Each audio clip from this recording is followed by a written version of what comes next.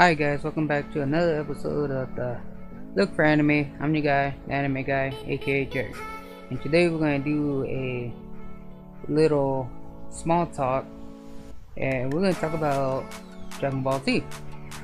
And about Dragon Ball Z and Dragon Ball and GT and Super. There's going to be a few videos on this, so stay tuned. First things first, the ZFighters. How strong is the ZFighters?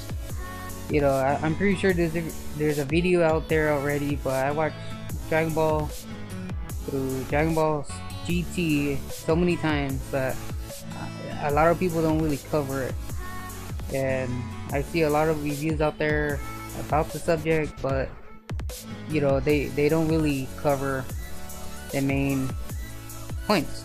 And one of the main ones is how strong is Goku when he fought Raditz, and how strong was he fighting before when he got to Namek. So, and the Z-Fighters, how strong were they? Raditz was the same power level as the Cybermen, and those Cybermen were, I think, 14 or 1700. So that it doesn't seem that much, but Raditz was the same level as them, and then they're just little beams popping in the ground. So Goku must have powered up a lot since he was training in King Kai's planet, and so was the other Z fighters like Krillin, Yamcha, Tien, and Chamsu, and Gohan, and Piccolo. And the fact that, you know, they fought the Cyberman and they survived means that they were stronger than Raditz in the sense, because their power levels were the same. But everybody's like, well, you know, who was it? Yamcha didn't do anything. But you guys gotta remember that Yamcha was the same as, you know, he was strong. He was one of the strongest people, strongest humans on Earth.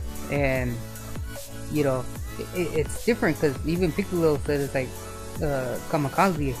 You know, there's no escape. He blew up his body. The Cyberman blew himself up, self-destructed. So it's not like he, you know, lost. It's just, you know, it just happens, you know. And you know, you can't really escape it. It's like putting a bomb on your chest, you know. Another example was like when Vegeta sacrificed himself, like blowing himself up when he was fighting Majin Buu. Majin Buu didn't die, but you could tell how much power it is. Granted that, you know, Vegeta was Super Saiyan 2 almost, but still, you know, it's a big old explosion, you know, all that energy. And the fact that, you know, how strong they were, I wouldn't, you know, put it past them, you know. Shit happens. But anyways, Gohan was still not as strong as the Z fighters, even after powering up. And everybody will be saying, oh well, that's not true because he has all this power. But no, not really. Okay, his super move, the Maseko, right? Yes, it charges up, but he learned that from Piccolo, and Piccolo could charge up his special beam cannon. So he taught that to Gohan, how to harness his power into a single blast. That's why he's so strong. And same thing with Kamehameha with Krillin and Yamcha. They could do the same thing. So, you know, they could, it's not really hiding their power level, it's just that's how they learned how to do it.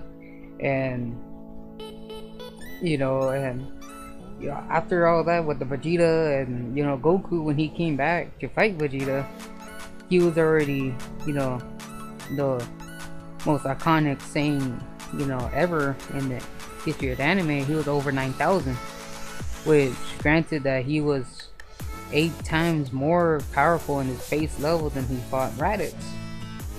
So if Raditz was only 17 or 14,000 or 100, and Goku's over 9,000, you know, that's a big gap. That's a big gap. And the fact that Vegeta was hiding his power level the whole time, he was sitting at 32,000.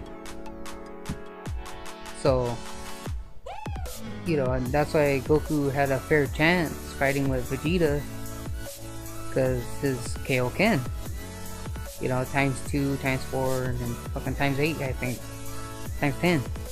But still, you know, those power levels are really small compared to the base levels that's going on later on after the Frieza saga, and that's gonna be another episode.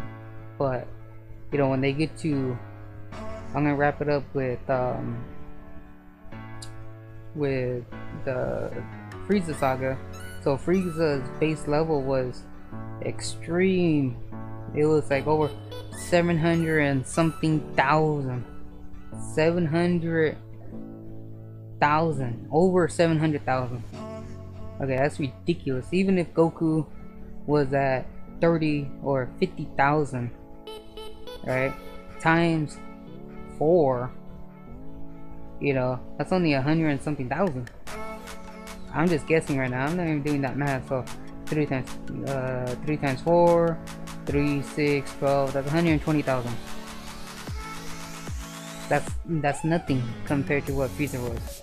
So he must have trained a lot in the hyperbolic time chamber, which, you know, halved his strength, because he was training at 100 times gravity, so 10 times gravity in King Kai's planet for like a year, I think, either a year or 2 years, I forgot. So you know, that really helps out a lot. But then the other question was, if Goku was training in the hyperbolic time chamber, or not the hyperbolic, the gravity room, I forgot what it's called. It's not the hyperbolic time chamber, I'm sorry. The gravity room times 100 for like a year when he was going through space to go to Namek. But Vegeta was doing that for many years at 500 times gravity. So is he stronger than Goku in like power wise?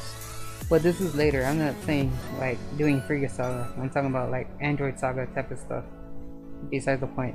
That was a different video.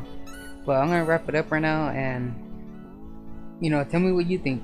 The power levels are ridiculous straight at the beginning. You know, Master Roshi's power level was at 350. Goku surpassed that when he was a teenager. So, or a teen.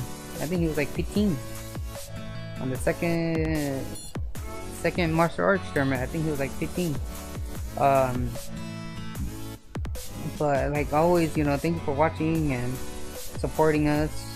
You know, my link for my Facebook is on the description below, and you know, I really appreciate it. You guys follow us and, you know, supporting us and, you know, liking our videos. And like always, you know, thank you for watching, and I'll see you guys next time.